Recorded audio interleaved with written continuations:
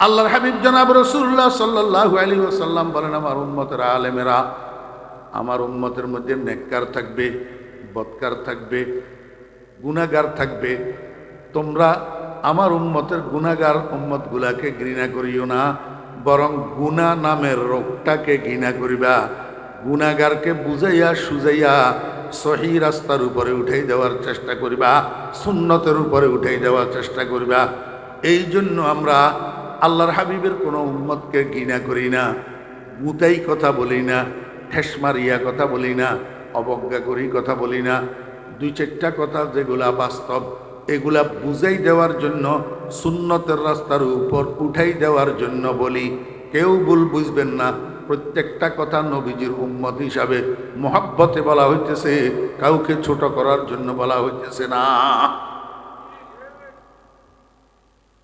আমাদের দাদা পীর, দাদা ওস্তাদ আওলাদ রসুল সৈয়দ হুসেন আহমদ মদনী রহমতুল্লাহ আলাইহি শেষ রাত্রে উঠি তাহাজ্জুদের নামাজ পড়ি, আল্লাহর দরবারে মুনাজাত করি, কান্দে চেবু দেখে দোজখ যেমন পরশোদে, মগর উম্মতারা রেহাই শোদে। এ আল্লাহ, আমি হুসাইন আহমদের শরীরটাকে তুমি যদি এত মোটা তাজা করে দিতা, আমি একজনের জাহান্নামে ঢুকাইলে তোমার জাহান্নামটা পরিপূর্ণ হইয়া যাইত। তাতে করি আমার নানাজির একটা উম্মত জাহান্নামে যাওয়া লাগতো না। দেখছেন নি উম্মতের জন্য কি দরদ? চেবু দেখে দোজখ যেমন পরশোদে, মগর উম্মতারা রেহাই শোদে। এইরকম উম্মতের জন্য দরদ থাকতে হবে। আমার ভাইয়েরা, মাইক একটা সামনে পাইলাম, আল্লাহর হাবিবের উম্মতগুলাকে ঠেলি জাহান্নামে ঢুকাই দিলাম। এটার নাম কাবেলিয়ত না, এটার নাম কি না? দাদা সাথে নাতিরে লইয়া ফজরের নামাজের পরে বাইর হইছে ঘর থেকে। রাস্তায় একটা চার দোকান আছে, বিস্কিট কলা এগুলা বিক্রি করে। নাতিরে সাথে লইয়া দাদা বাইর হইছে, ওই চায়ের দোকানে যাইয়া চা খাবে। সেখানে দাদার পরিচিত বন্ধু বান্ধবের মধ্যে আরেকজনের সাথে দেখা মিলছে। উনি কি করছে, একটা চিপসের প্যাকেট অথবা একটা কলা লইয়া নাতির হাতে দিছে, নাতির হাতে, কিন্তু দাদারে কিচ্ছু দেয় নাই। আমাকে বলেন, এই যে নাতির হাতে কলাটা দিল, চিপসের প্যাকেটটা দিল, এতে দাদা খুশি না বেজার? খুশি। এইটা না করি যদি উনি নাতির গালে একটা থাপ্পড় দিত, দাদা খুশি হইতো না বেজার হইতো? বেজার হইতো। ঠিক তদ্রূপ আমার ভাইয়েরা, দোস্ত আবাব, মুহাম্মদুর রাসূলুল্লাহ সাল্লাল্লাহু আলাইহি ওয়াসাল্লামের কলিজার টুকরা উম্মত, এগুলারে ভালোবাসলে, এগুলারে মহব্বত করলে, এগুলারে বুঝাইয়া সুজাইয়া নামাজ ধরাই দিলে, এগুলারে বুঝাইয়া সুজাইয়া মসজিদ ধরাই দিলে, এগুলারে বুঝাইয়া সুজাইয়া সুন্নতের উপরে উঠাইয়া দিলে, এগুলারে বুঝাইয়া সুজাইয়া দরুদ পড়া শিখাই দিলে, দরুদের অরিজিনাল পদ্ধতি শিখাই দিলে, এক নাম্বার দরুদগুলা চিনেই দিলে, আল্লাহর হাবিব জনাব রাসূলুল্লাহ সাল্লাল্লাহু আলাইহি ওয়াসাল্লাম খুশি হয়। মাইক পাইয়া শুধু আল্লাহর হাবিবের উম্মতগুলাকে গালাগালি করলে আল্লাহর হাবিব খুশি হয় না, বরং বেজার হয়। চেবু দেখে দোজখ যেমন পরশোদে, মগর উম্মতারা রেহাই শোদে। আমি আপনাদেরকে বুঝাইতে চেয়েছিলাম, রসুল আকরম সাল্লাল্লাহু আলাইহি ওয়াসাল্লামের দরুদের 4টা প্রেক্ষাপট। 1 নম্বর দরুদ ফরজ, 2 নম্বর দরুদ ওয়াজিব, 3 নম্বর দরুদ সুন্নতে মুআক্কাদা, 4 নম্বর দরুদ মুস্তাহাব বা নফল। এরপরে দরুদ আবার 2 প্রকার। একটা দরুদ হলো নামাজের ভিতর, আরেকটা দরুদ হলো নামাজের বাইরে। এরপরে দরুদ আবার 2 প্রকার। আবার কয় প্রকার? 2 প্রকার। নবীজিকে সামনাসামনি দরুদ ও সালাম জানানো, আর একটা হলো দূরের থেকে নবীজিকে সালাত ও সালাম জানানো। এবার বুঝছেন নি না বুঝেন নাই? তাহলে দরুদের প্রকার ভেদ মোট কয়টা হইল? 8টা। কয়টা? 8টা। আমি শুরু থেকে 8টা আপনাদেরকে আবার বলি, একটু মনে রাখার চেষ্টা করেন। দরুদ ফরজ, দরুদ ওয়াজিব, দরুদ সুন্নতে মুআক্কাদা, দরুদ মুস্তাহাব বা নফল, দরুদ নামাজের ভিতরে, দরুদ নামাজের বাহিরে, দরুদ ও সালাম নবীজিকে সামনাসামনি, আর দরুদ ও সালাম নবীজির উপরে দূরের থেকে। কয়টা হইল? 8টা। এই 8টা দরুদের হুকুম কি, 8টা দরুদের পদ্ধতি কি, এটা আমাদেরকে বুঝতে হবে।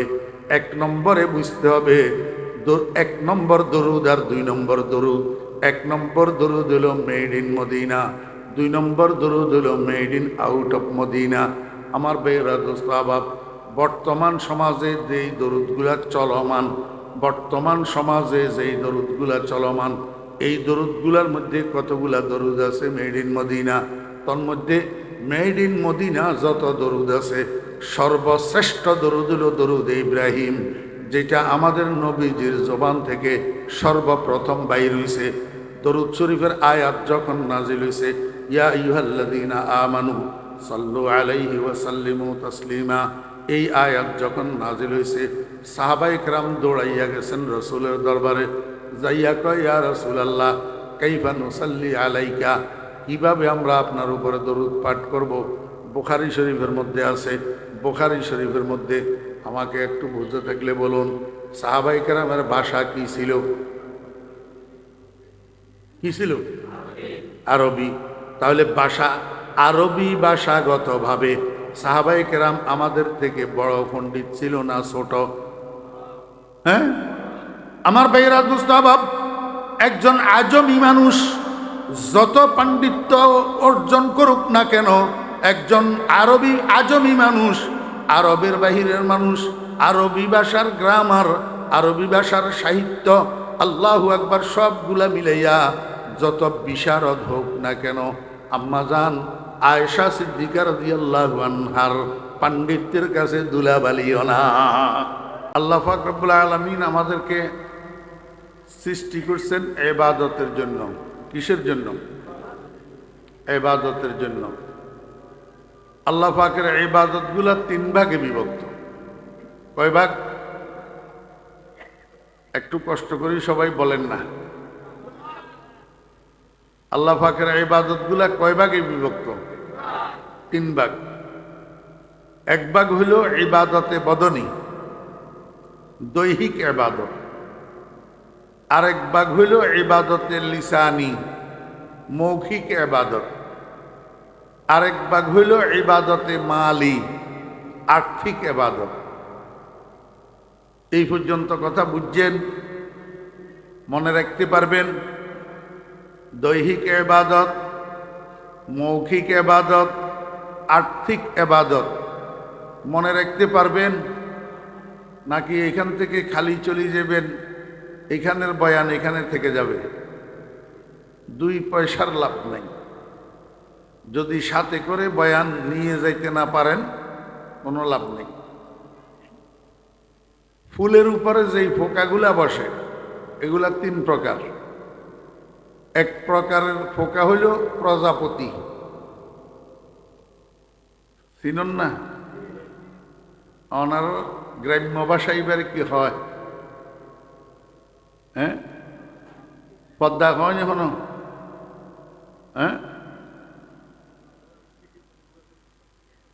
আরেক প্রকারের পোকা হইল মৌমাছি,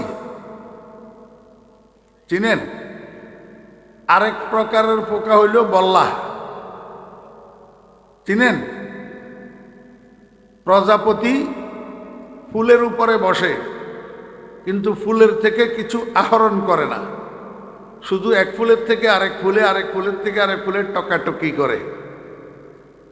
মৌমাছি ফুলের উপরে বসে, ফুলের থেকে মধু আহরণ করে, মুখে করি এই মধু নিয়া মৌচাকের মধ্যে জমা করে, সেখান থেকে দুনিয়ার মানুষ এই মধু খাইয়া উপকৃত হয়। বল্লা ফুলের উপরে বসে, ফুলের থেকে বিষ আহরণ করে, বিষ। যদি কোনো মানুষকে একটা কামড় দিতে পারে, তো ওই বেচারার 2-4 ঘন্টার আরাম হারাম হইয়া যায়। ঠিক তদ্রূপ বিভিন্ন মাহফিলের মধ্যে যে শ্রোতাগুলা সমাবেত হয়, এই শ্রোতাগুলাও 3 প্রকার। 1 প্রকারের শ্রোতা হইল প্রজাপতি মার্কা, আরেক প্রকারের শ্রোতা হইল মৌমাছি মার্কা, আরেক প্রকারের শ্রোতা হইল বল্লা মার্কা। বোলা বোলা। বাদা করে বলা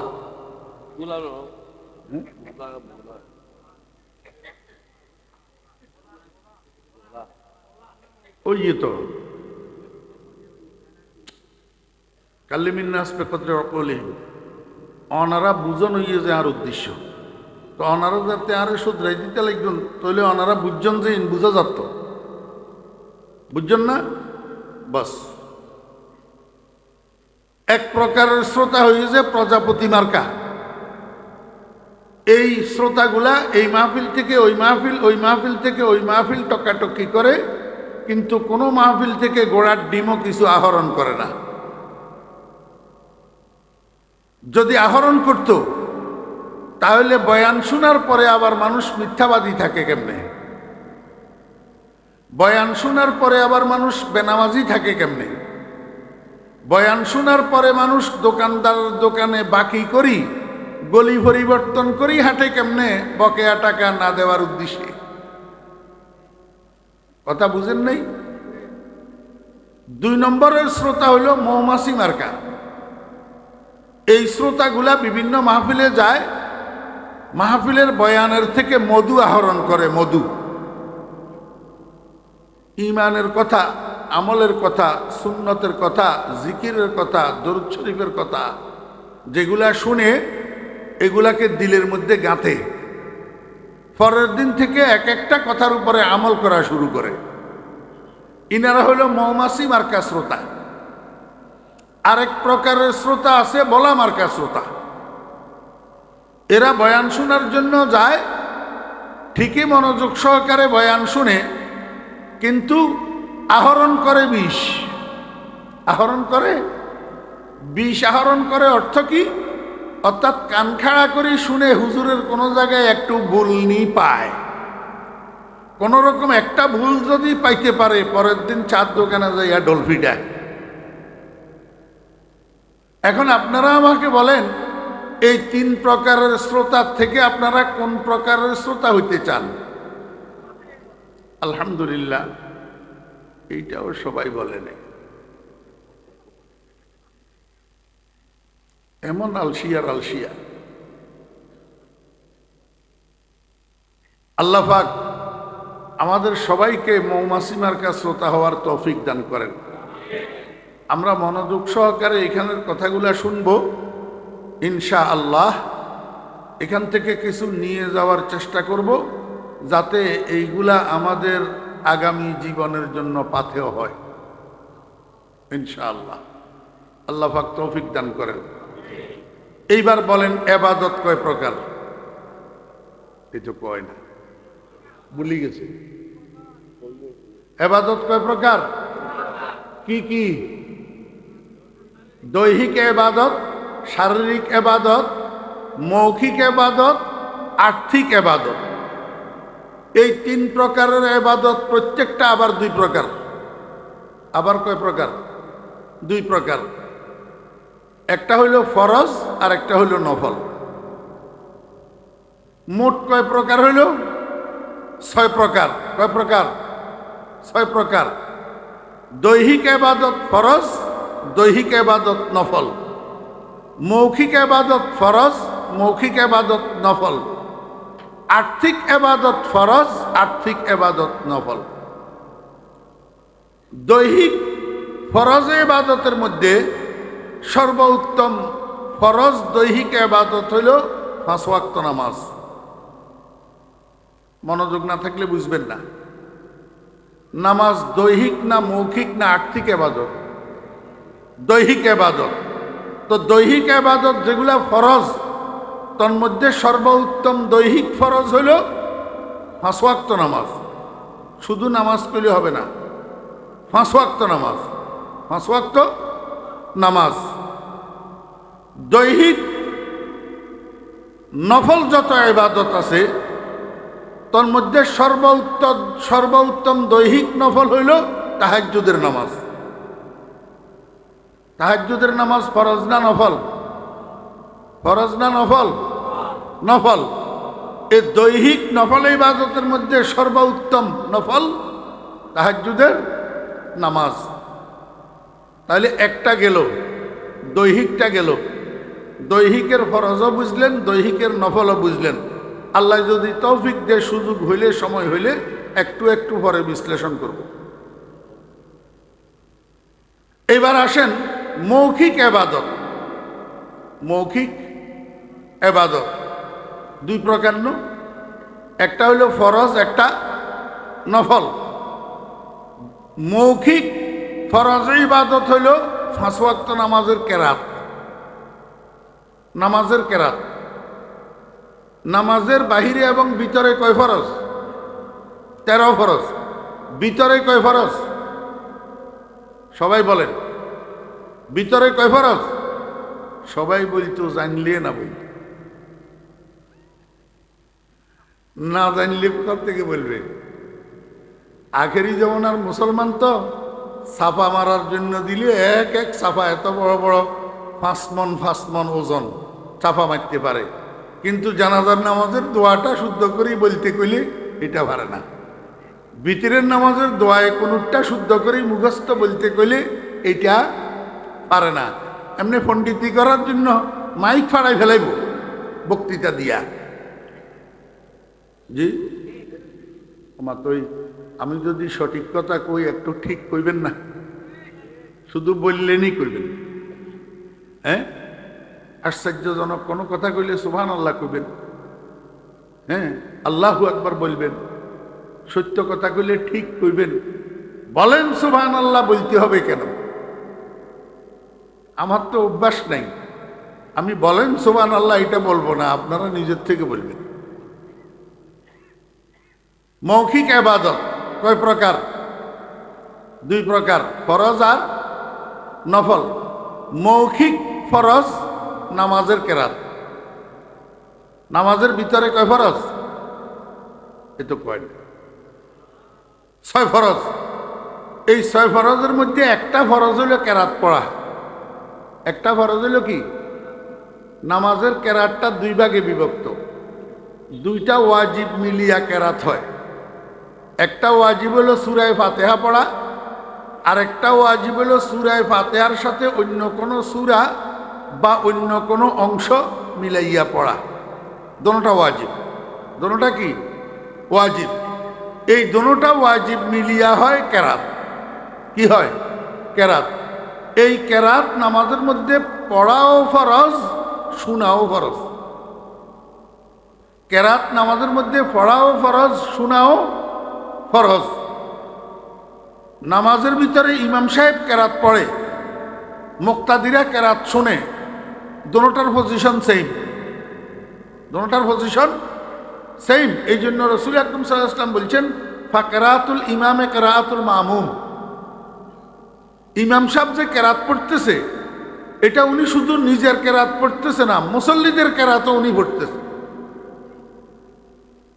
যাই হোক, সেই বিস্তারিতর দিকে গেলাম না। নামাজের কেরাত ফরজ। নামাজের কেরাত বুঝে থাকলে বলুন, এই কেরাতটা কোন ইবাদত? মৌখিক। কোন ইবাদত? মৌখিক। এখন মৌখিক ইবাদতের মধ্যে নফল। মৌখিক ইবাদতের মধ্যে নফল। মৌখিক ইবাদতের নফল ইবাদত হলো 1 নম্বর জিক্রুল্লাহ। 1 নম্বর জিক্রুল্লাহ। মৌখিক ইবাদতের আরেকটা নফল ইবাদত তেলাওয়াতে কোরআন। নামাজের বাহিরে। নামাজের বাহিরে। নামাজের বাহিরে কোরআন শরীফ তেলাওয়াত করা মৌখিক ইবাদত না? ফরজ না নফল? মৌখিক ইবাদতের মধ্যে আরেকটা নফল ইবাদত হলো সরকার দু আলম জনাবে মুহাম্মদুর রাসূলুল্লাহ সাল্লাল্লাহু আলাইহি ওয়াসাল্লামের উপরে দরুদ শরীফ পড়া। তবে এই কথাটা একটু বিশ্লেষণের দাবি রাখে। কেন? রাসূল আকরাম সাল্লাল্লাহু আলাইহি ওয়াসাল্লামের উপরে দরুদ শরীফ পড়া সব ক্ষেত্রে নফল নয়। সব ক্ষেত্রে নফল নয়। আল্লাহ পাক কোরআন শরীফের মধ্যে বলছেন, ইন্নাল্লাহা ওয়া মালাইকাতাহু ইউসাল্লুনা আলান নাবিয়্যি। এটা সংবাদ। এটা কি সংবাদ? জুমলা ইসমিয়া খবরিয়া, আরবি গ্রামার। এটা আল্লাহ পাক সংবাদ দিয়েছেন নিশ্চয় আল্লাহ এবং আল্লাহর ফেরেশতারা নবীর উপরে দরুদ পাঠ করে থাকে। এটা সংবাদ। এরপরে আদেশ দিতেছেন, ইয়া আইয়ুহাল্লাযীনা আমানু, হে ঈমানদারগণ, সাল্লু আলাইহি ওয়া সাল্লিমু তাসলিমা, তোমরা সেই নবীর উপর যথাযথভাবে দরুদ ও সালাম পাঠ করো। দরুদ ও সালাম পাঠ করো। বুঝে থাকলে বলুন তো এটা আদেশ কিনা? সাল্লু সাল্লিমু এই দোনোটা আরবি শব্দ, সিগা জমা মুযাক্কারে হাজার বহস আমরে হাজার মারুফ, আদেশবাচক বহুবচনের শব্দ। আদেশবাচক বহুবচনের শব্দ। বুঝে থাকলে বলুন তো আদেশ দাতাকে? আল্লাহ। কাদেরকে আদেশ দিছেন? ইয়া আইয়ুহাল্লাযীনা আমানু, ঈমানদারদেরকে। কাদেরকে আদেশ দিছেন? ঈমানদারদেরকে আদেশ দিছেন কে? আল্লাহ। কাদেরকে আদেশ দিছেন? ঈমানদারদেরকে। কয় কাজের? দুই কাজ। একটার নাম দরুদ আর একটার নাম সালাম। এখন আরবি উসুলে ফিকহের কায়দা হইল আল আমরু লিল ওজুব। আমরে যেই কাজের আদেশ দেওয়া হয় সেই কাজটাকে কম্পালসারি করে দে। কি করে দে? কম্পালসারি করে দে, কর্তব্যনীয় করে দে। অতএব যেই দরুদের জন্য আল্লাহ পাকের আদেশ রয়েছে সুনির্দিষ্ট, সেই দরুদকে সদা সর্বদার জন্য নফল বলা যাবে না। কথা বুঝছেন না বুঝেন নাই? বুঝবেন, আরো বুঝবেন, একটু ধৈর্য সহকারে শুনেন।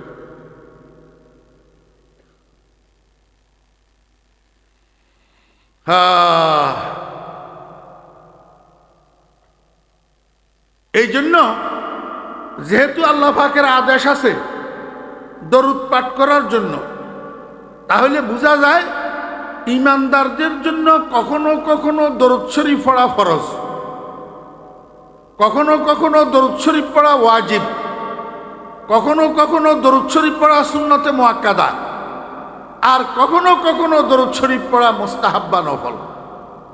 তাহলে দরুদ শরীফের প্রেক্ষাপট কয়টা পাইলেন? কথা কয় না। এতক্ষণ তো মস্কারি করছি, এবার কিন্তু আমি আসলে করতেছি।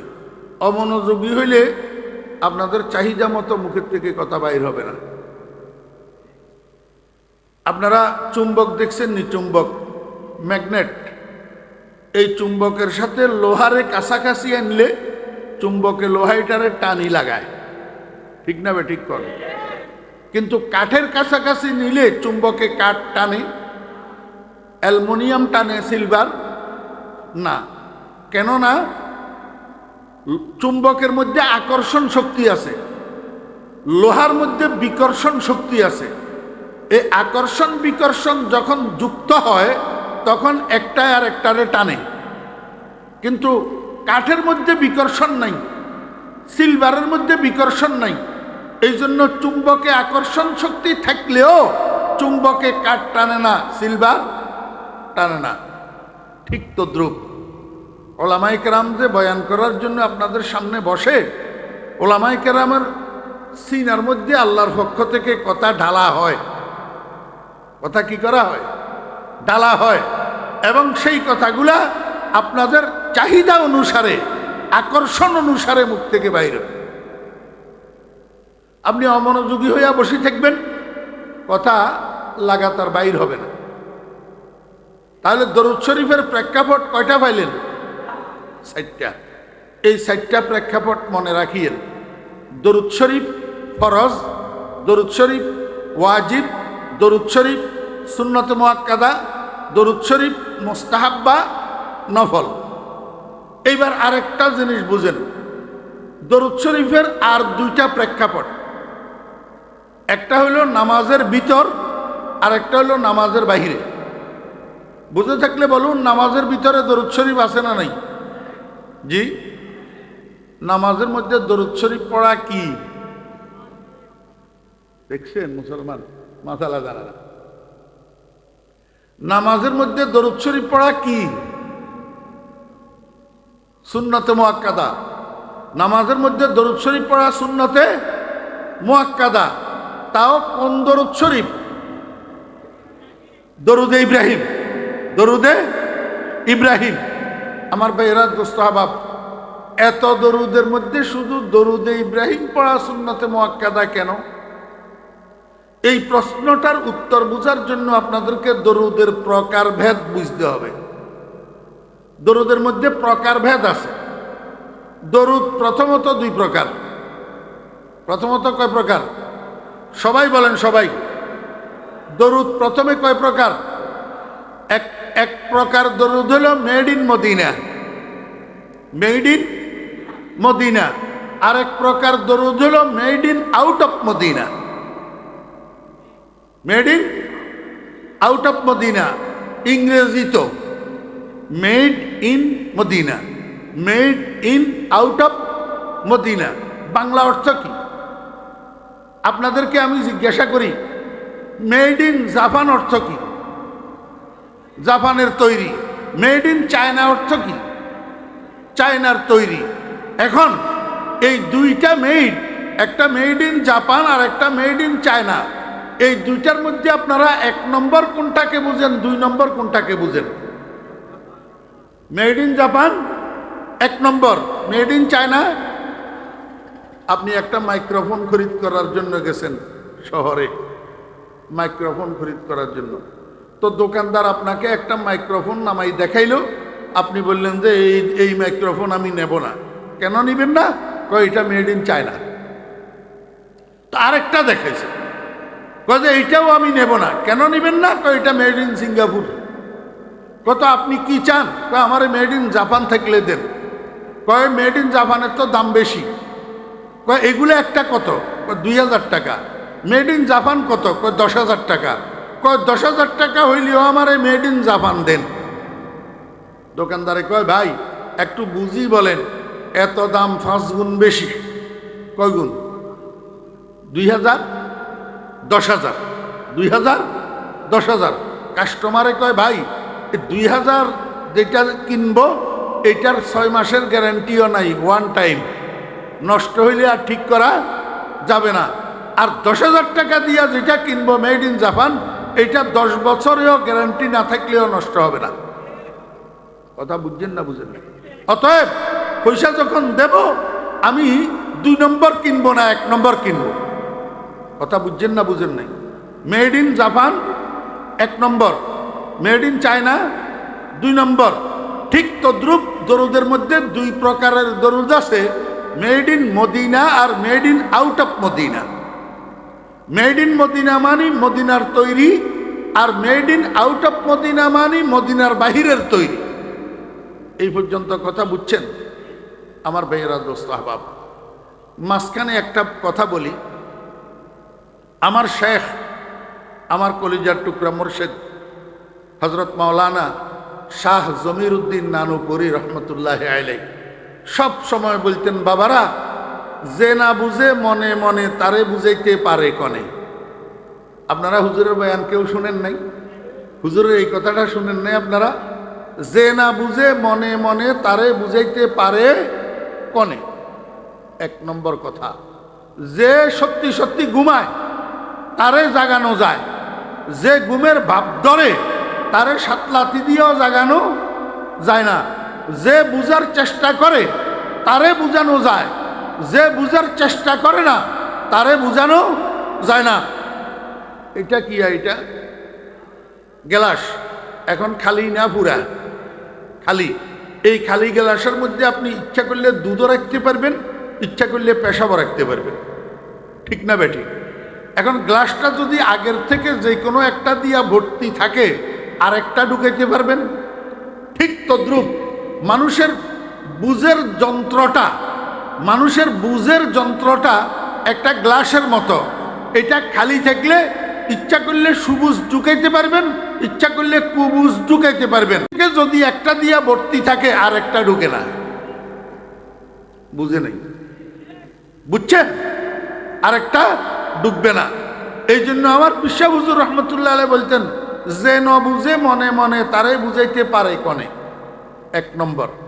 2 নম্বর, আমার ভাইরা, দোস্ত আহবাব, আমাদেরকে দুনিয়ার মানুষ আলেম বলে। কি বলে? আলেম, আপনারাও তো আলেম বলছেন, আলেম না বললে দাওয়াত দিয়ে এখানে আনতেননি। আমরা আলেম হিসাবে রাসূলুল্লাহ সাল্লাল্লাহু আলাইহি ওয়াসাল্লাম আমাদেরকে ওয়ারাসাতুল আম্বিয়া বলছে না? কি বলছে? ওয়ারাসাতুল আম্বিয়া, নবীর ওয়ারিস। তো আমাদেরকে আমাদের নবীজি ওয়ারিস হিসাবে কি শিক্ষা দিছে জানেন? আমাদেরকে আমাদের নবীজি শিক্ষা দিছে, হে আমার উম্মতের আলেমেরা, তোমরা রোগীকে ঘৃণা করিও না, রোগকে ঘৃণা করিও। বুঝেন নাই? তোমরা রোগকে ঘৃণা করিও, রোগীকে ঘৃণা করিও না।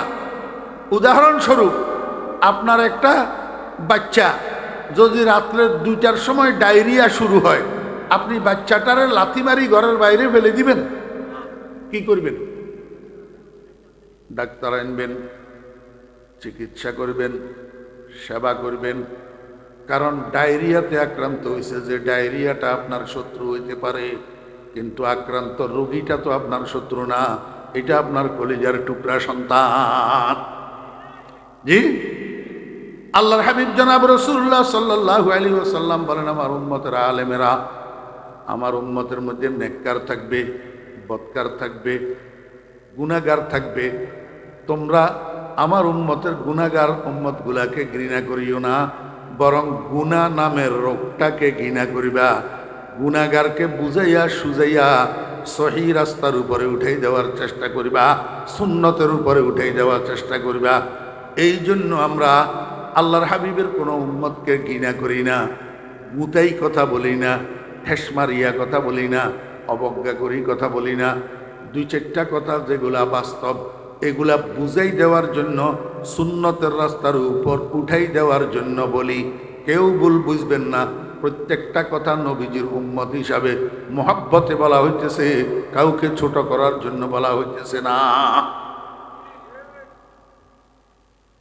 আমাদের দাদা পীর, দাদা ওস্তাদ আওলাদের রাসূল সৈয়দ হুসাইন আহমদ মদনী রহমতুল্লাহ আলাইহি শেষ রাত্রে উঠি, তাহাজ্জুদের নামাজ পড়ি, আল্লাহর দরবারে মুনাজাত ধরি, কান্দে, চেবু দেখে দোজখ যেমন পরশোদে, মগর উম্মতারা রেহাই শোদে।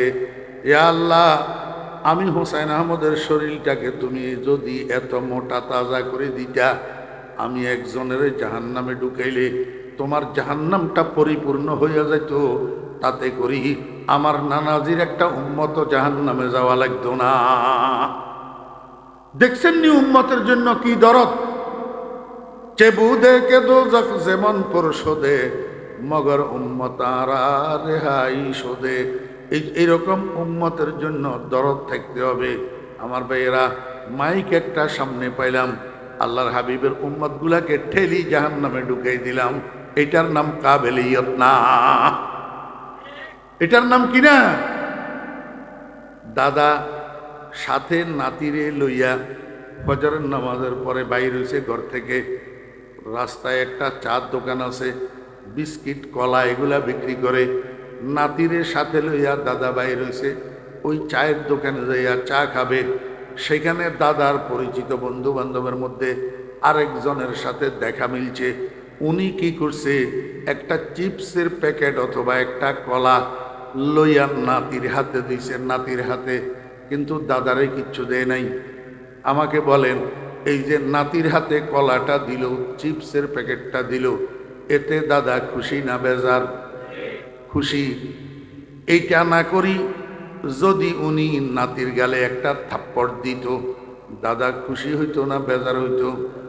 বেজার হইতো। ঠিক তদ্রূপ আমার ভাইয়েরা, দোস্ত আহবাব, মুহাম্মদুর রাসূলুল্লাহ সাল্লাল্লাহু আলাইহি ওয়াসাল্লামের কলিজার টুকরা উম্মত, এগুলারে ভালোবাসলে, এগুলারে মহব্বত করলে, এগুলারে বুঝাইয়া সুজাইয়া নামাজ ধরাই দিলে, এগুলারে বুঝাইয়া সুজাইয়া মসজিদ ধরাই দিলে, এগুলারে বুঝাইয়া সুজাইয়া সুন্নতের উপরে উঠাইয়া দিলে, এগুলারে বুঝাইয়া সুজাইয়া দরুদ পড়া শিখাই দিলে, দরুদের অরিজিনাল পদ্ধতি শিখাই দিলে, 1 নাম্বার দরুদগুলা চিনেই দিলে, আল্লাহর হাবিব জনাব রাসূলুল্লাহ সাল্লাল্লাহু আলাইহি ওয়াসাল্লাম খুশি হয়।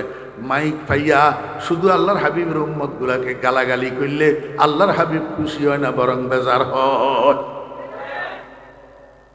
চেবু দেখে দোজখ যেমন পরশোদে, মগর উম্মতারা রেহাই শোদে। আমি আপনাদেরকে বুঝাইতে চেয়েছিলাম রসুল আকরম সাল্লাল্লাহু আলাইহি ওয়াসাল্লামের দরুদের 4টা প্রেক্ষাপট।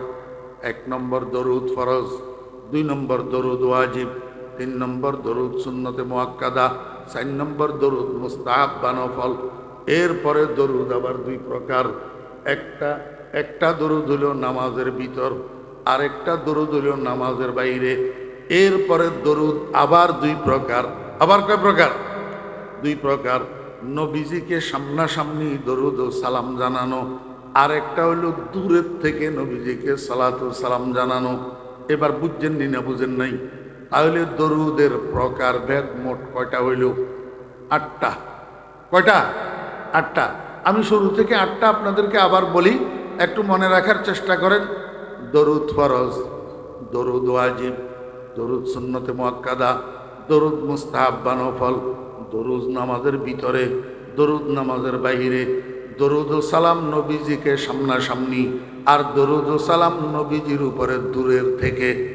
কয়টা হইল? 8টা। এই 8টা দরুদের হুকুম কি, 8টা দরুদের পদ্ধতি কি, এটা আমাদেরকে বুঝতে হবে। 1 নম্বরে বুঝতে হবে 1 নম্বর দরুদ আর 2 নম্বর দরুদ। 1 নম্বর দরুদ হলো মেড ইন মদিনা, 2 নম্বর দরুদ হলো made in out of Medina. আমার ভাইয়েরা, দোস্ত আহবাব, বর্তমান সমাজে যেই দরুদগুলা চলমান, বর্তমান সমাজে যেই দরুদগুলা চলমান, এই দরুদগুলার মধ্যে কতগুলা দরুদ আছে মেড ইন মদিনা। তন্মধ্যে মেড ইন মদিনা যত দরুদ আছে, সর্বশ্রেষ্ঠ দরুদ হলো দরুদ ইব্রাহিম, যেটা আমাদের নবীজির জবান থেকে সর্বপ্রথম বাইর হইছে। দরুদ শরীফের আয়াত যখন নাজিল হইছে, ইয়া আইয়ুহাল্লাযীনা আমানু সাল্লু আলাইহি ওয়া সাল্লিমু তাসলিমা, এই আয়াত যখন নাজিল হইছে, সাহাবায়ে কেরাম দৌড়াইয়া গেছেন রসুলের দরবারে, যাইয়া কয়, ইয়া রাসূলুল্লাহ কাইফা নুসাল্লি আলাইকা, কিভাবে আমরা আপনার উপরে দরুদ পাঠ করব? বুখারী শরীফের মধ্যে আছে। বুখারী শরীফের মধ্যে আমাকে একটু বুঝতে থাকলে বলুন, সাহাবায়ে কেরামের ভাষা কি ছিল? কি ছিল? আরবি। তাহলে ভাষা, আরবি ভাষাগতভাবে সাহাবায়ে কেরাম আমাদের থেকে বড় পণ্ডিত ছিল না ছোট? হ্যাঁ, আমার ভাইয়েরা, দোস্ত আহবাব, একজন আজমি মানুষ যত পাণ্ডিত্য অর্জন করুক না কেন, একজন আজমি মানুষ, আরবের বাহিরের মানুষ, আরবি ভাষার গ্রামার, আরবি ভাষার সাহিত্য, আল্লাহু আকবার, সবগুলা মিলাইয়া যত বিশারদ হোক না কেন, আম্মাজান আয়েশা সিদ্দিকা রাদিয়াল্লাহু আনহার পাণ্ডিত্যের কাছে দুলাবালিও না। আম্মাজান আয়েশা সিদ্দিকা রাদিয়াল্লাহু আনহা সারা দুনিয়ার আরবি সাহিত্যিকদের সাহিত্য একসাথ করলে আম্মাজান আয়েশা সিদ্দিকা রাদিয়াল্লাহু আনহার 1 আঙ্গুলের সমান হবে না। এখন তো সময় আমাকে বলতে দেয় না, দেখছেন নি? 11টা 20 হয়ে গেছে। ফজর নামাজ না করিব না, ওয়াদা করলে কি জোয়ান ফল আছে, তরুণ যুবক, ইতারা এটা তুমি যাইলে যদি ঘুম যায় তো উড়িত পারিব না।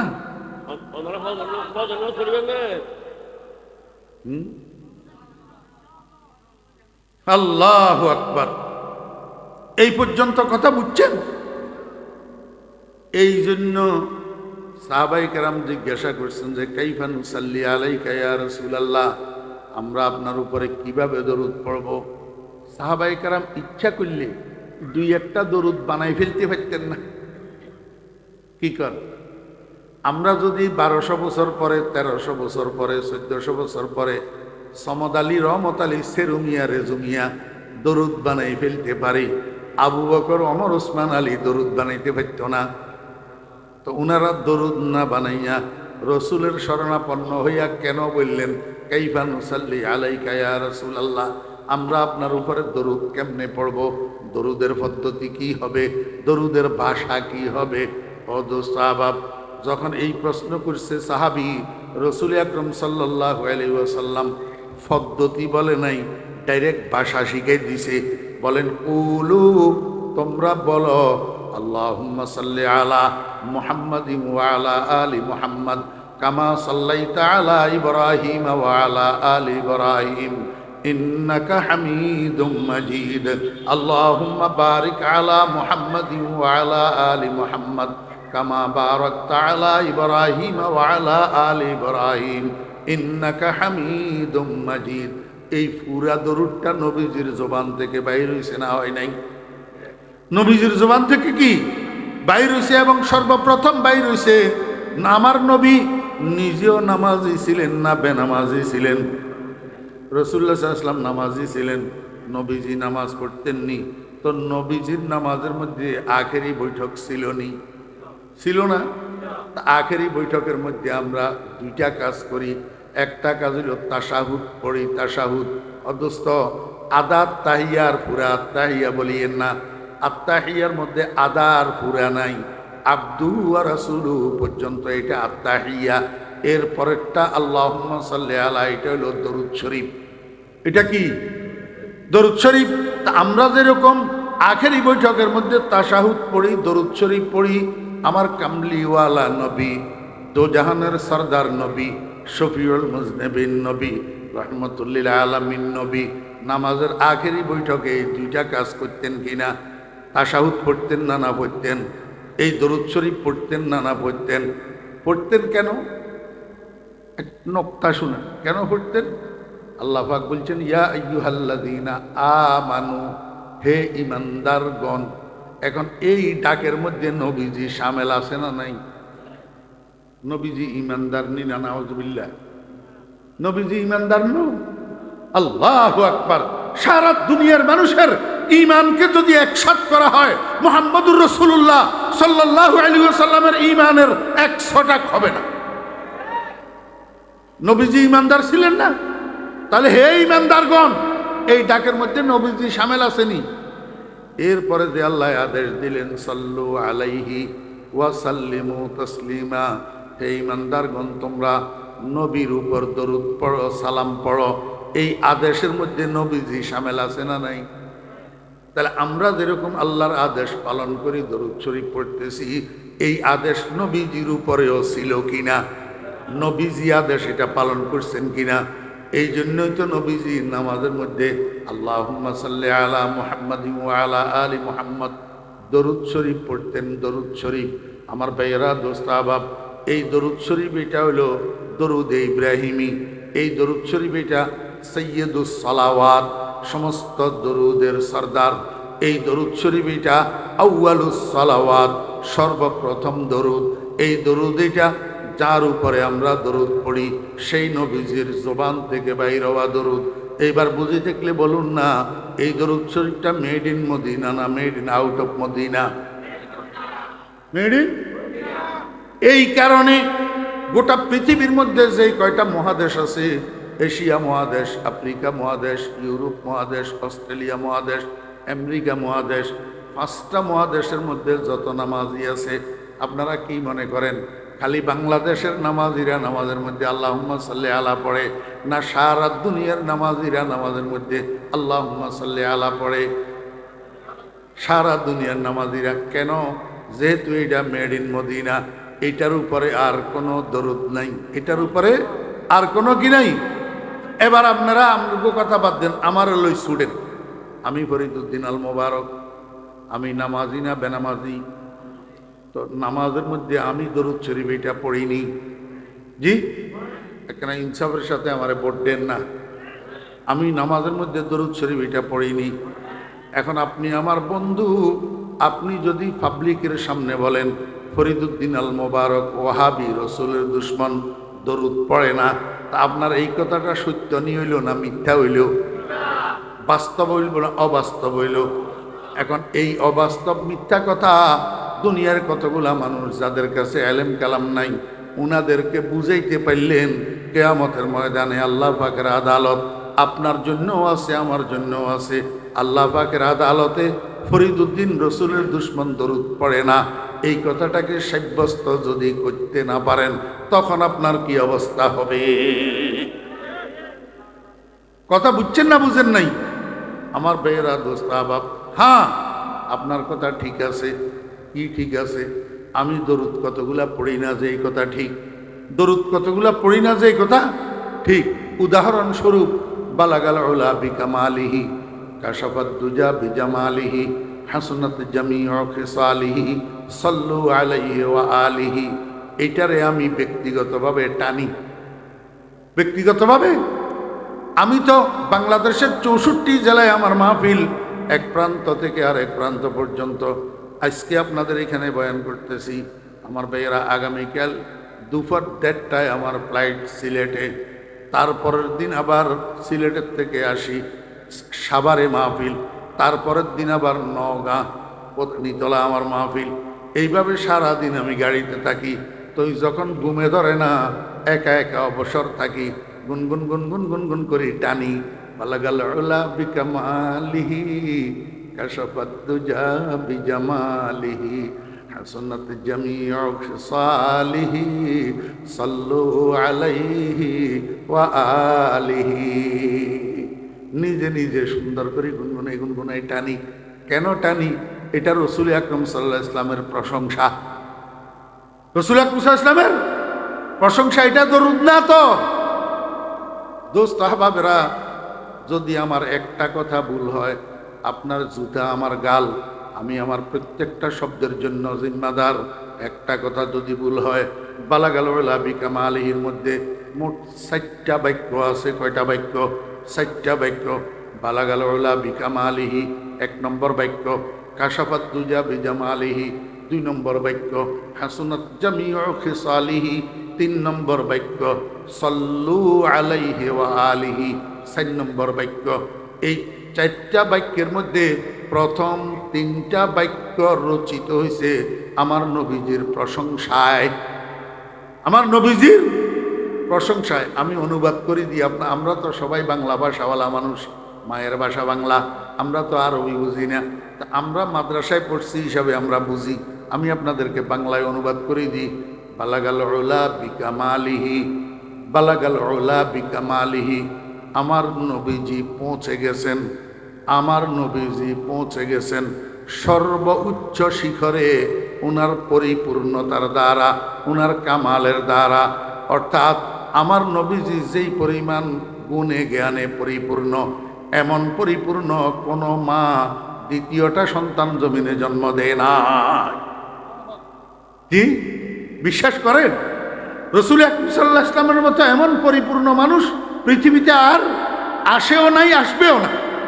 এই কথাটারে শেখ সাদি রহমতুল্লাহ আলাইহি ব্যক্ত করছেন আরবি ভাষার একটা পংক্তি দিয়া।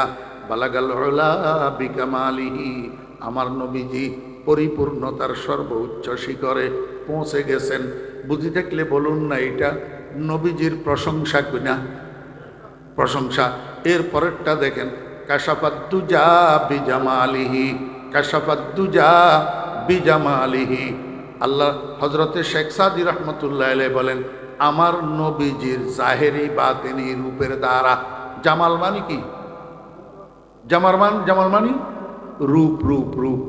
জামাল মানে কিয়া? রূপ। আল্লাহু আকবার। আমার ভাইয়েরা, দোস্ত আহবাব, আমার নবীজির মতো এমন রূপ আর এমন সৌন্দর্য পৃথিবীতে আর কোনো মানুষের কাছে ছিল না। আর কোনো মানুষের কাছে। রসুল আকরাম সাল্লাল্লাহু আলাইহি ওয়াসাল্লাম মেরাজ শরীফ গেছেন। মেরাজ শরীফ যাওয়ার সময় এক এক আসমানে এক একজন নবীর সাথে, ভাই আমার গামছা দেওয়া যায়, গলা শুকিয়ে যায়। মেরাজ শরীফ যাওয়ার সময় এক এক আসমানে এক একজন নবীর সাথে নবীজির দেখা হয়েছে। জি, প্রথম আসমানে দেখা হয়েছে হযরত আদম আলাইহিস সালামের সাথে, দ্বিতীয় আসমানে দেখা হয়েছে হযরত ঈসা আলাইহিস সালামের সাথে, 3 নম্বর আসমানে দেখা হয়েছে হযরত ইউসুফ আলাইহিস সালামের সাথে, চতুর্থ আসমানে দেখা হয়েছে হযরত ইদ্রিস আলাইহিস সালামের সাথে। আমার ভাইয়েরা, দোস্ত আহবাব, প্রথম আসমানে দেখা হয়েছে আদম আলাইহিস সালামের সাথে, দ্বিতীয় আসমানে দেখা হয়েছে ঈসা আলাইহিস সালামের সাথে, তৃতীয় আসমানে দেখা হয়েছে ইউসুফ আলাইহিস সালামের সাথে, চতুর্থ আসমানে দেখা হয়েছে ইদ্রিস আলাইহিস সালামের সাথে, পঞ্চম আসমানে দেখা হয়েছে হারুন আলাইহিস সালামের সাথে, ষষ্ঠ আসমানে দেখা হয়েছে মূসা আলাইহিস সালামের সাথে, সপ্তম আসমানে দেখা হয়েছে ইব্রাহিম আলাইহিস সালামের সাথে। জি, মাদ্রাসার ছাত্র ভাইয়েরা যদি এইটাকে সহজে মুখস্থ রাখতে চান, তাহলে আপনারা একটা শব্দ মুখস্থ করিয়েন, আয়াহুম ইব্রাহিম, আয়াহুম ইব্রাহিম। এই শব্দটার মধ্যে যেই বর্ণগুলো আছে, বাই সিরিয়াল এক একটা বর্ণ এক একটা নবীর নামের প্রথম বর্ণ, নবীর নামের আয়াহুম ইব্রাহিম, প্রথম বর্ণ আলিফ, আলিফে আদম। দ্বিতীয় বর্ণ আইন, আইনে ঈসা। তৃতীয় বর্ণ ইয়া, ইয়াতে ইউসুফ। চতুর্থ বর্ণ আবার আলিফ, আলিফে ইদ্রিস। পঞ্চম বর্ণ হা, হাতে হারুন। ষষ্ঠ বর্ণ মিম, মিমে মূসা। সপ্তম ইব্রাহিম, আয়াহুম ইব্রাহিম।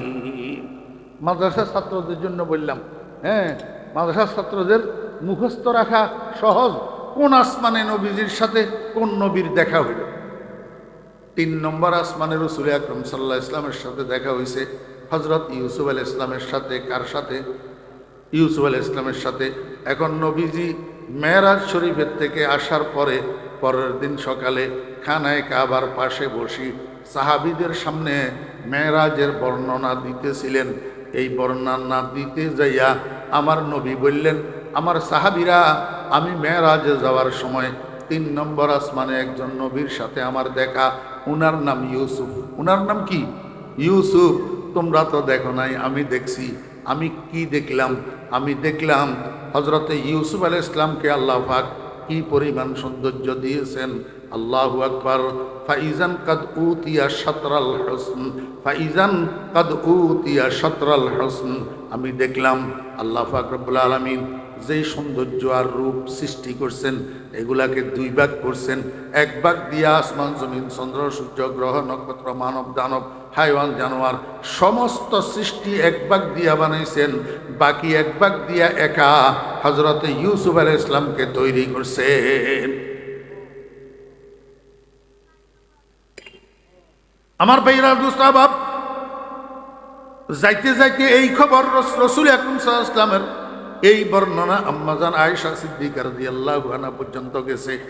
পরক্ষণে নবীজি যখন ঘরে গেছেন, আয়েশা সিদ্দিকা কয়, ইয়া রাসূলুল্লাহ, আপনি নাকি বলছেন আল্লাহ পাকের সৃষ্ট সৌন্দর্যের অর্ধেক দিয়া সমস্ত সৃষ্টিকে তৈরি করছেন, বাকি অর্ধেক দিয়া ইউসুফ আলাইহিস সালামকে একাই বানাইছেন। ইয়া রাসূলুল্লাহ, আমার তো মনে বুঝে না, তাহলে আপনার সৌন্দর্য আর রূপ ইউসুফ আলাইহিস সালামের থেকে কম কিনা? ইউসুফ আলাইহিস সালামকে একা দিয়েছেন অর্ধেক, আর বাকি অর্ধেক দিয়া সমস্ত সৃষ্টি তৈরি করছেন। তাহলে তো বাকি অর্ধেকের ভিতরে আপনার রূপের ভাগটাও পড়ছে। তাহলে তো হিসাবে বোঝা যায় আপনার রূপ ইউসুফ আলাইহিস সালাম থেকে কম। আমার নবী মুহাম্মদুর রাসূলুল্লাহ সাল্লাল্লাহু আলাইহি ওয়াসাল্লামের ইরশাদ করেন, আয়েশা, তোমার হিসাব ভুল, তুমি আসল কথা বুঝো নাই। কয়, ইয়া রাসূলুল্লাহ, তাহলে হিসাব কি? কয়, আল্লাহ পাক রব্বুল আলামিন সর্বপ্রথম আমারে বানাইছে, সর্বপ্রথম আমারে বানাইছে। আল্লাহ পাক রব্বুল আলামিন আমাকে যেই পরিমাণ রূপ আর সৌন্দর্য দান করেছেন, সেই রূপ আর সৌন্দর্যের প্রকাশটাকে 2 ভাগ করছেন। 1 ভাগ দিয়া সমস্ত সৃষ্টি জগৎকে বানাইছেন, আর 1 ভাগ দিয়া ইউসুফ আলাইহিস সালামকে বানাইছেন। দোনোটাকে একসাথ করলে যেই পরিমাণ হয়, সেই পরিমাণ রূপ আর সৌন্দর্য আল্লাহ আমারে একাই দান করছে।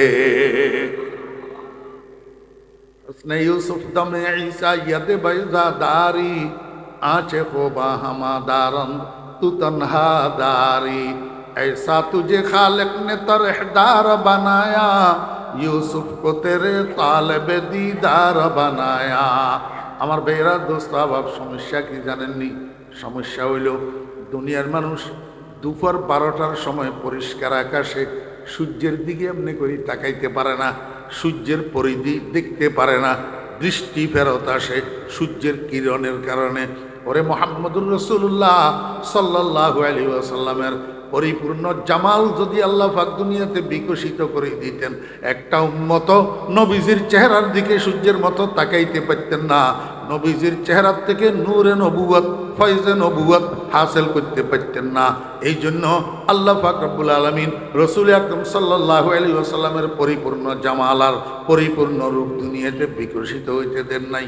আল্লাহর হাবিব আমার আর আপনার কলিজার টুকরা রাসূলের পরিপূর্ণ রূপ বিকশিত হবে জান্নাতে। কোথায় কোথায় বিকশিত হবে? জান্নাতের কোথায়?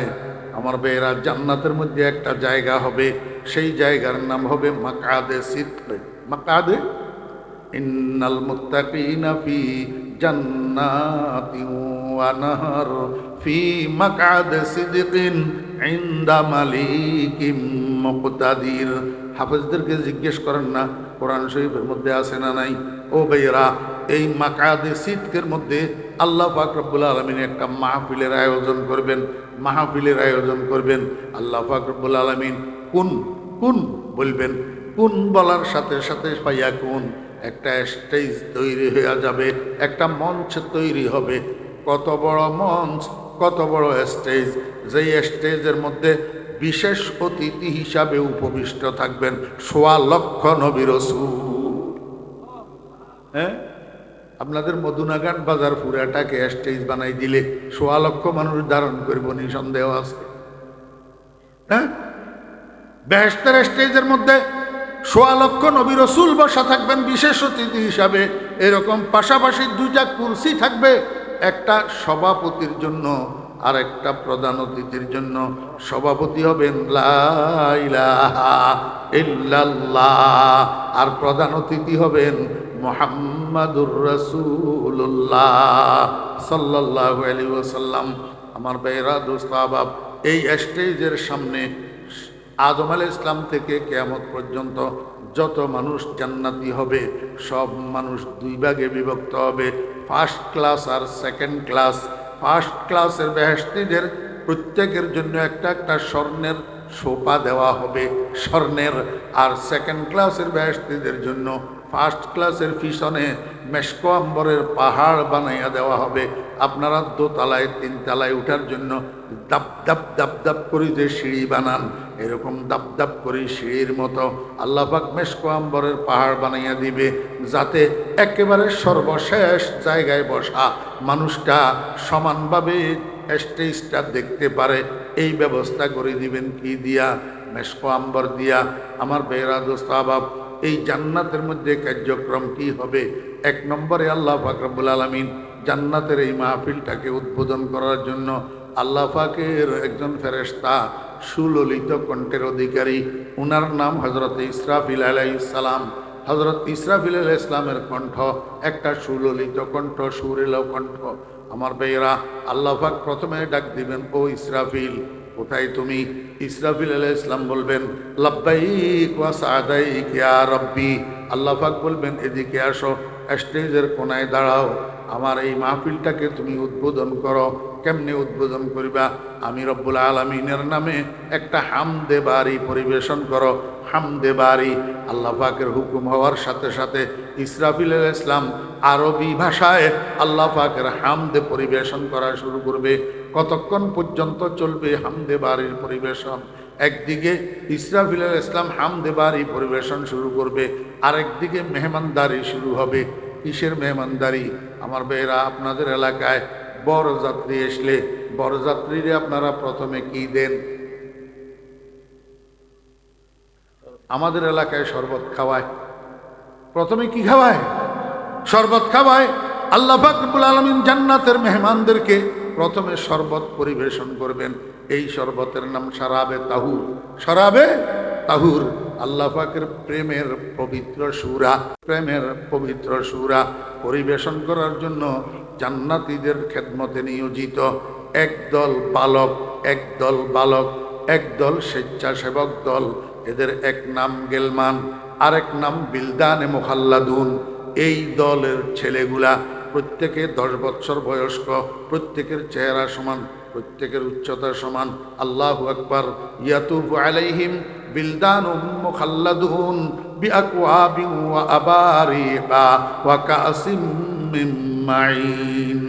এই গেলমানেরা, জান্নাতীদের স্বেচ্ছাসেবকেরা তিন দলে বিভক্ত হবে।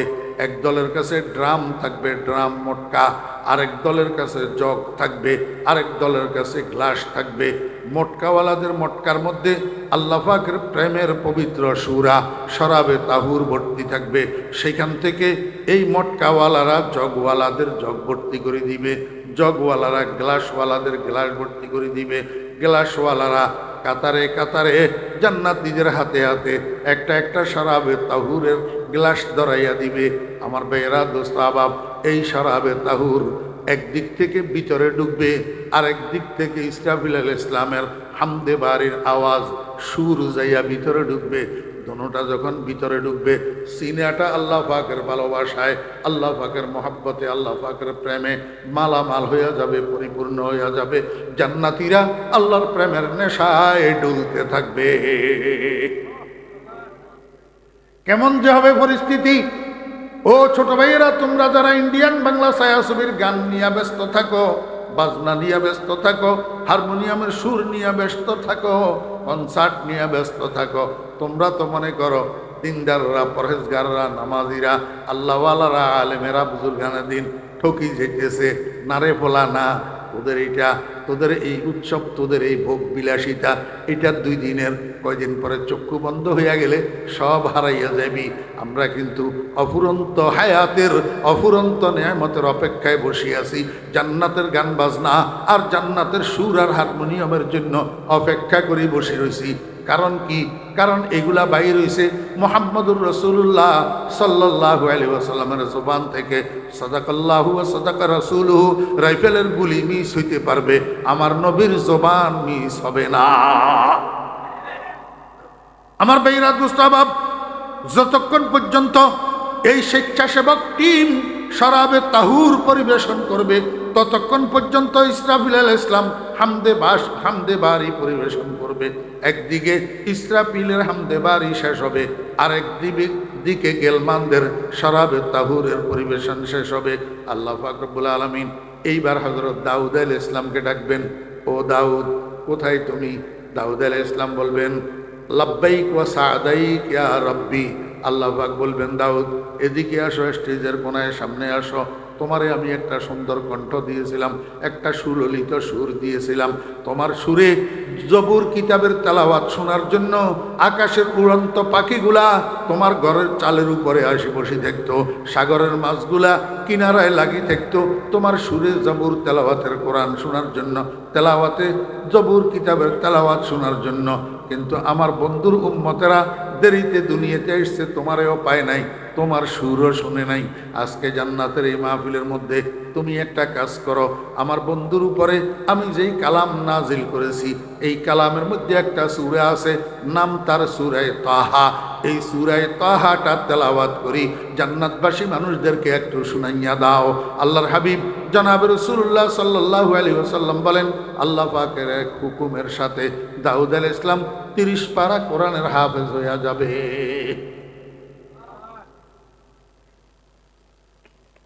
30 পারা কোরআনের হাফেজ হইয়া যাবে দাউদ আলাইহিস সালাম। সূরা তাহা একেবারে ছোট সূরা না, একটু লম্বা আছে।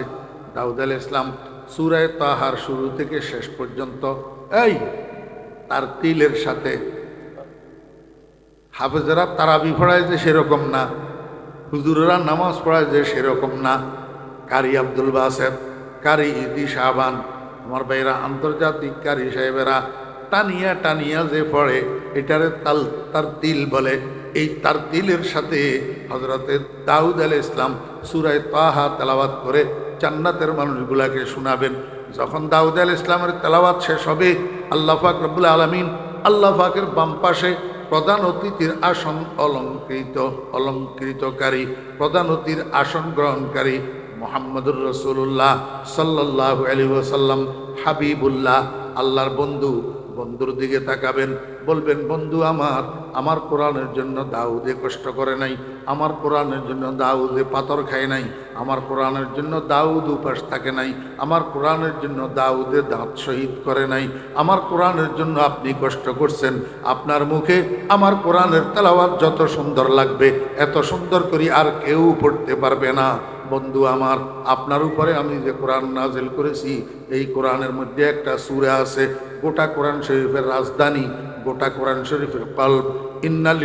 ইন্নালিকুল্লি শাইইন কলবান ওয়া কলবুল কোরআনে সূরাতু ইয়াসিন ওয়া ফি রিওয়ায়াতিন ওয়া কলবুল কোরআনে ইয়াসিন আও কামা ক্বালান নবিয়্যু আলাইহিস সালাতু ওয়াস সালাম। আল্লাহ কয়, বন্ধু আপনার নাম ইয়াসিন দ্বারা শুরু করছি, যে সেই সূরাটা আপনি একটু জান্নাতবাসী মানুষদের সামনে তেলাওয়াত করি, আমার বান্দাদেরকে শোনান। আল্লাহ পাকের হুকুম প্রাপ্ত হইয়া মুহাম্মদুর রাসূলুল্লাহ সাল্লাল্লাহু আলাইহি ওয়াসাল্লাম নিজের কণ্ঠে, মনে রাখবেন একটা কথা, আল্লাহ পাক দুনিয়াতে ইসরাফিল আলাইহিস ইসলামকে সুন্দর কণ্ঠ দিছে, এটা ঠিক, দাউদ আলাইহিস ইসলামকে সুন্দর কণ্ঠ দিছে, এটা ঠিক, কিন্তু আল্লাহর নবী মুহাম্মদুর রাসূলুল্লাহ সাল্লাল্লাহু আলাইহি ওয়াসাল্লামের মতো সুন্দর কণ্ঠ আর কাউকে দেন না। সমস্ত বনি আদমের মধ্যে শ্রেষ্ঠ কণ্ঠের অধিকারী মুহাম্মদুর রাসূলুল্লাহ সাল্লাল্লাহু আলাইহি ওয়াসাল্লাম নিজের কণ্ঠে সূরা ইয়াসিন তেলাওয়াত করি জান্নাতি মানুষদেরকে শোনাবেন। অদস্তব পরিস্থিতিটা কেমন হবে কেউ কাউকে বুঝাইতে পারবে না। ওয়ালা খাতারা আলা কলবে বাশার, বুঝানো তো দূরের কথা, কেউ কল্পনায় আনতে পারবে না পরিস্থিতিটা কেমন হবে। রাসূল আকরাম সাল্লাল্লাহু আলাইহি ওয়াসাল্লাম সূরা ইয়াসিন তেলাওয়াত শেষ করবে, আল্লাহ পাক বলবেন, হে আমার বান্দারা, রহমান রহমান রহমান শুনছ, কালামুর রহমান কালামুর রহমান, রহমানের কালাম শুনছ, কিন্তু রহমানের কালাম রহমানের নিজের মুখে তো তেলাওয়াত কোনোদিন শোনো নাই, রহমানকে দেখো নাই। আমি আজকে আমার নূরে জামালি লইয়া, আমার মিষ্টি নূর লইয়া তোমাদের সামনে উপবেশন করছি, আমার দিকে মন ভরিয়া তাকাইয়া থাকো, আমার দিদার লাভ করো, আর আমার নিজের জবানে আমার কালামের তেলাওয়াত শুনতে থাকো। আল্লাহ পাক জিনাতুল কোরআনে সূরাতু ইয়াসিন, গোটা কোরআন শরীফের অলংকার নামে খ্যাত একটা সূরা আছে, আল্লাহ পাকের অফুরন্ত নাজ নেয়ামতের বর্ণনায় ভর্তি, সূরাতুর রহমান। এই সূরাতুর রহমান তেলাওয়াত করি, নিজে তেলাওয়াত করি, জান্নাতীদেরকে শোনাবে। আমরা তো দুনিয়ার মধ্যে সূরা রহমান শুরু করি, আর রহমান আল্লামাল কোরআন, সেদিন আল্লাহ পাক সূরা রহমান শুরু করবেন, শুরুতে আরেকটা শব্দ যোগ করবেন, আনা। আনা আরবি ভাষা, আনা মানি আমি, আনা মানে কি আমি। আল্লাহ পাক নিজের দিকে এইভাবে ইঙ্গিত করি বলবেন, আনার রহমান আল্লামাল কোরআন। ও বান্দা, তোমাদেরকে যেই রহমানে কোরআন শিক্ষা দিয়েছে, সেই রহমান আমি। আমার কোরআনের তেলাওয়াত আমার নিজের মুখে শুনতে থাকো। আমার ভাইরা, দোস্ত, আহবাব, রাসূল আকরাম সাল্লাল্লাহু আলাইহি ওয়াসাল্লাম সাহাবীদের সামনে যখন বেহেশতের এই মাহফিলের বর্ণনা দিতেছিলেন, বেহেশতের এই মাহফিলের যখন বর্ণনা দিতেছিলেন, সাহাবী একজনে দাঁড়াইয়া কয়, ইয়া রাসূলুল্লাহ, এত বড় বিশাল মাহফিল, যেই মাহফিলের স্টেজেই থাকবে ১৬ লক্ষ মানুষ, যেই মাহফিলের স্টেজের সামনে শত সহস্র শত সহস্র সহস্র সহস্র কোটি মানুষ, আদম আলাইহিস ইসলাম থেকে কিয়ামত পর্যন্ত যত মানুষ জান্নাতি হবে, সবাই যেই মাহফিলে উপস্থিত থাকবে, এত বড় বিশাল মাহফিলটার মধ্যে আলোকসজ্জার ব্যবস্থা কি হবে, লাইটের ব্যবস্থা কি হবে, আলো কোথার থেকে আসবে?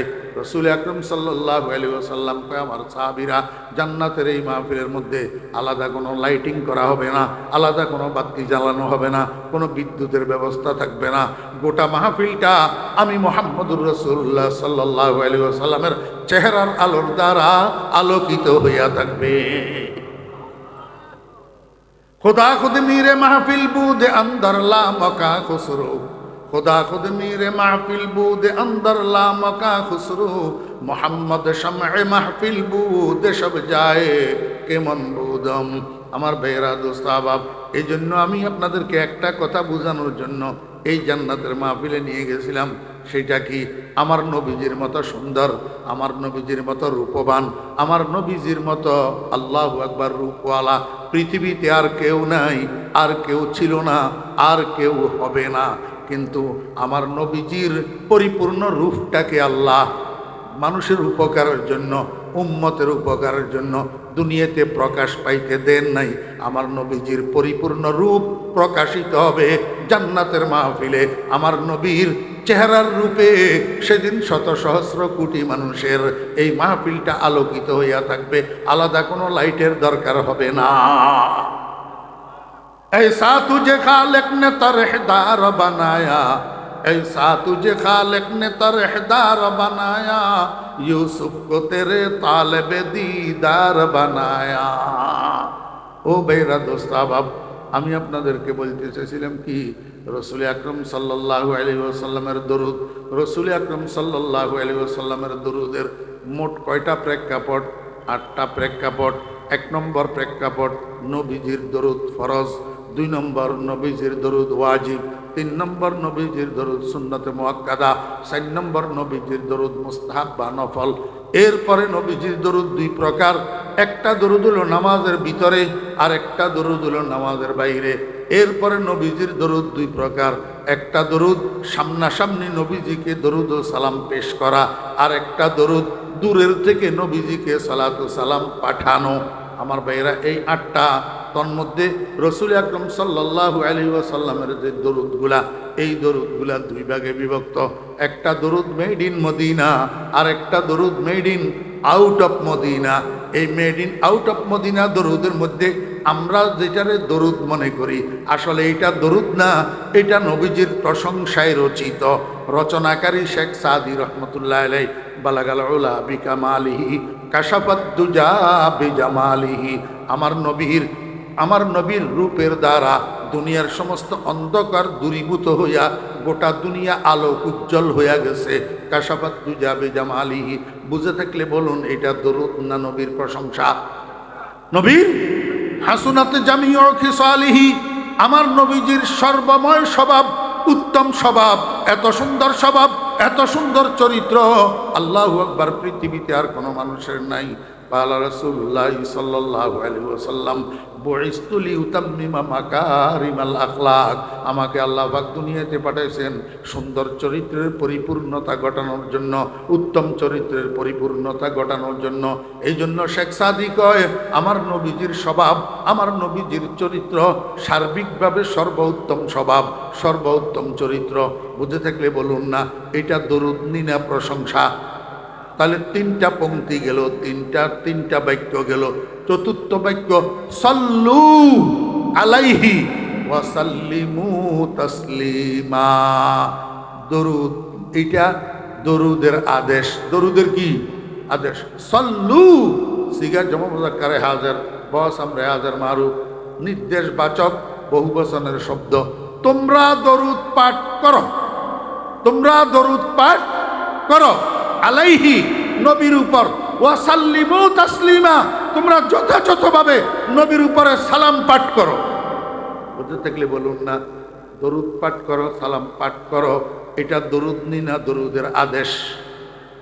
একটা মাহফিলের মধ্যে 50,000 মানুষ যদি থাকে, এই 50,000 মানুষে যদি কয় সাল্লু আলাইহি ওয়া সাল্লিমু তাসলিমা, তোমরা দরুদ পাঠ করো, সালাম পাঠ করো, তাহলে 50,000 মানুষ সবাই আদেশে না দিলেও পালন করলো কে? বুঝেন?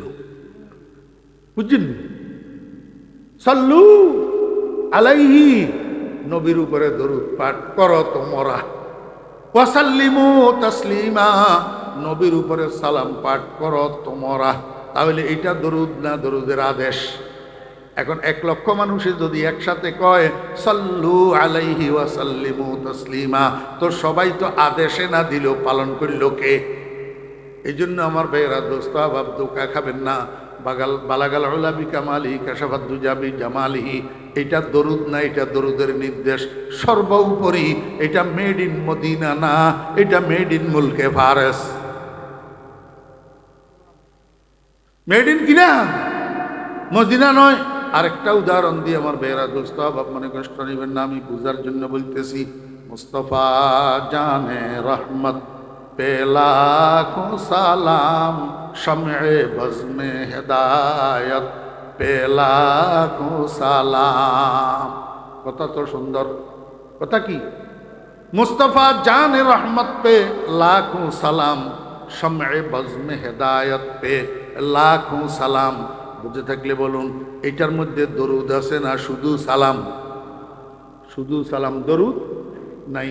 দরুদ থাকতে হলে সালাত শব্দ লাগবো, সাল্লি লিখবো, সল্লু লিখবো, আর সলাতু লিখবো।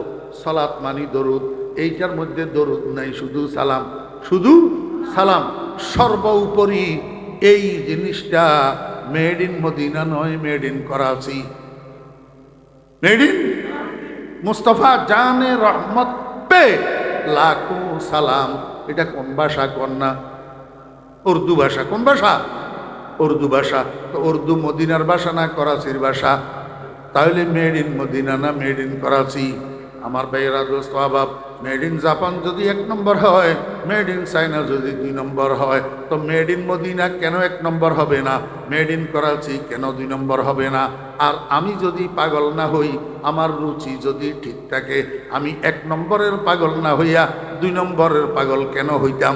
1 নম্বর দরুদ থুইয়া আমি 2 নম্বর দরুদ কেন পড়তাম? এই জন্য আমি made in out of Madina 2 নম্বর দরুদগুলা পড়ি না। আপনি যদি আমারে বলেন আমি রসুলের দুশ্মন দরুদ পড়ি না, কথাটা সত্য না মিথ্যা? ইয়া আইয়ুহাল্লাযীনা আমানু সাল্লু আলাইহি ওয়া সাল্লিমু তাসলিমা। বুঝে থাকলে বলুন, দরুদ ইবাদত কি ইবাদত না? দরুদ ইবাদত, দৈহিক ইবাদত, আর্থিক ইবাদত না দোস্ত, মৌখিক ইবাদত। কি মৌখিক ইবাদত? আমার ভাইয়েরা, এই দরুদ শরীফটা যেই কোনো উম্মত মুহাম্মদুর রাসূলুল্লাহ সাল্লাল্লাহু আলাইহি ওয়াসাল্লামের উম্মত যদি দাবি করতে হয়, জীবনে একবার তার জন্য দরুদ পড়া ফরজ। দরুদ পড়া কি ফরজ? রাসূল আকরাম সাল্লাল্লাহু আলাইহি ওয়াসাল্লামের নাম মোবারক যদি আপনি উচ্চারণ করেন অথবা কেউ উচ্চারণ করতে শুনেন, সঙ্গে সঙ্গে দরুদ শরীফ পড়া ওয়াজিব। সঙ্গে সঙ্গে দরুদ শরীফ পড়া কি ওয়াজিব। কোনো এক বৈঠকে, কোনো এক মজলিসে, কোনো এক মাহফিলে যদি আপনি বারবার নবীজির নাম উচ্চারণ করেন অথবা অন্য কেউ বারবার উচ্চারণ করতে আপনি শুনেন, তো প্রথমবার দরুদ শরীফ পড়া ওয়াজিব, পরপর বারবার দরুদ শরীফ পড়া মুস্তাহাব। কথা বুঝছেন না বুঝেন নাই? এবারে দরুদ শরীফ ফরজ পাইছেন? দরুদ শরীফ ফরজ, জীবনে কমপক্ষে একবার। দরুদ শরীফ ওয়াজিব পাইছেননি? নবীজির নাম নিজে উচ্চারণ করলে অথবা অন্য কেউ উচ্চারণ করতে শুনলে সঙ্গে সঙ্গে দরুদ শরীফ পড়া ওয়াজিব। তবে কোনো মজলিসে, কোনো মাহফিলে, কোনো বৈঠকে আপনি যদি বারবার নবীজির নাম উচ্চারণ করেন অথবা অন্য কেউ নবীজির নাম বারবার উচ্চারণ করে, তো প্রথমবার দরুদ শরীফ পড়া ওয়াজিব, বারবার দরুদ শরীফ পড়া মুস্তাহাব। আমার ভাইয়েরা, দরুদ শরীফ ফরজ পাইলেন, দরুদ শরীফ ওয়াজিব পাইলেন, দরুদ শরীফ মুস্তাহাব পাইলেন, একটা রইয়া গেছে সুন্নতে মুআক্কাদা। নামাজের আখেরি বৈঠকে দরুদ ইব্রাহিমী পাঠ করা সুন্নতে মুআক্কাদা। এবারে দরুদের 4টা প্রেক্ষাপট: দরুদ ফরজ, দরুদ ওয়াজিব, দরুদ সুন্নতে মুআক্কাদা, দরুদ মুস্তাহাব। 4টা পাইছেননি? আমার ভাইয়েরা, দোস্ত আহবাব, দরুদ 2 প্রকার, 1 নম্বর আর 2 number. 1 number made in Medina, 2 number made in out of Medina. আমার করণীয় কি? আমার পঠনীয় কি? আমার পঠনীয় 1 নম্বর দরুদ, 2 নম্বর দরুদ না। মেড ইন মদিনা দরুদ, made in out of Madina দরুদ না। কথা বুঝছেন না বুঝেন নাই? একটা জিনিস শুধু বাকি রয়েছে আমার ভাইয়েরা, দোস্ত আহবাব। এখন দরুদের 2টা প্রেক্ষাপট, একটা হইল নামাজের ভিতরে আর একটা হইল নামাজের বাইরে। নামাজের ভিতরে দরুদ আমরা কিভাবে পড়বো, কোন দরুদ পড়বো, এটা নবীজি আমাদেরকে শিক্ষা দিয়ে গেছেন। নিজে পড়ি আমাদেরকে শিক্ষা দিয়ে গেছেন। আখেরি বৈঠকে তাশাহুদের পরে আল্লাহুম্মা সাল্লি আলা মুহাম্মাদ ওয়া আলা আলি মুহাম্মাদ, আমরা এই দরুদ নামাজের মধ্যে পাঠ করব। আর যদি নামাজের বাহিরে দরুদ পাঠ করি তাহলে 2 প্রকার: হয়তো নবীজির সামনাসামনি দরুদ ও সালাম পেশ করব, আর নতুবা দূরের থেকে নবীজির উপরে সালাতু সালাম পাঠাবো। আমার ভাইয়েরা, এখনও আপনারা, আমরা, আল্লাহ যাদেরকে নিয়ে যায় মক্কা মদিনায় হজে অথবা উমরায়, আপনারা নবীজির রওজার সামনে যান কিনা? নবীজির রওজার সামনে যান। তো নবীজির রওজার সামনে যাইয়া কি করেন? আসসালাতু আসসালামু আলাইকা ইয়া রাসূলুল্লাহ, আসসালাতু আসসালামু আলাইকা ইয়া হাবিবাল্লাহ, আসসালাতু আসসালামু আলাইকা ইয়া খায়রা খালকিল্লাহ, আসসালাতু আসসালামু আলাইকা ইয়া ইমামাল আম্বিয়া ওয়াল মুরসালিন, আসসালাতু আসসালামু আলাইকা ইয়া শফিআল মুজনিবিন, আসসালাতু আসসালামু আলাইকা ইয়া রাহমাতাল লিল আলামিন। আমরা এইভাবে নবীজিকে সামনাসামনি সালাতু সালাম পেশ করি। আসসালাতু আসসালামু আলাইকা ইয়া রাসূলুল্লাহ। এটা আমাদেরকে নবীজি শিক্ষা দিয়ে গেছেন। আর যদি আমি বাংলাদেশে থাকি, আমার নবীজি মদিনার রওজায় আকদসে দূরের থেকে আমি নবীজির উপরে সালাতু সালাম পাঠ করব। তখন সালাতু সালাম পাঠ করার পদ্ধতি আসসালাতু আসসালামু আলাইকা ইয়া রাসূলুল্লাহ না, বরং আসসালাতু আসসালামু আলা রাসূলিল্লাহ, আসসালাতু আসসালামু আলা রাসূলিল্লাহ, আল্লাহুম্মা সাল্লি আলা মুহাম্মদ সাল্লাল্লাহু আলাইহি ওয়াসাল্লাম। এই পদ্ধতিগুলো অবলম্বন করি দূরের থেকে আমার নবীজির উপরে সালাতু সালাম পাঠ করতে হবে। মানে মনোযোগ আসেনি? আচ্ছা, এতক্ষণের আলোচনায় আপনারা কি বুঝলেন? আমি আপনাদেরকে দরুদ শরীফ পড়তে নিষেধ করলাম না দরুদের পদ্ধতি শিখাই দিলাম? এখন কোনো ভাই যদি ভুল বুঝি আমারে কয় ফরিদুদ্দিন আল মোবারক রসুলের দুশ্মন দরুদ পড়ে না, এই কথাটা সত্য না মিথ্যা? আমি তো আপনাকে মিথ্যুক বলবো না, শুধু এই কথা বলবো, আমার ভাইরা দোস্ত আবাব আগার কাফের মোরা কান্দি গমে নিস চেরাগে কি বরা না বুয়াদে ফরোগে।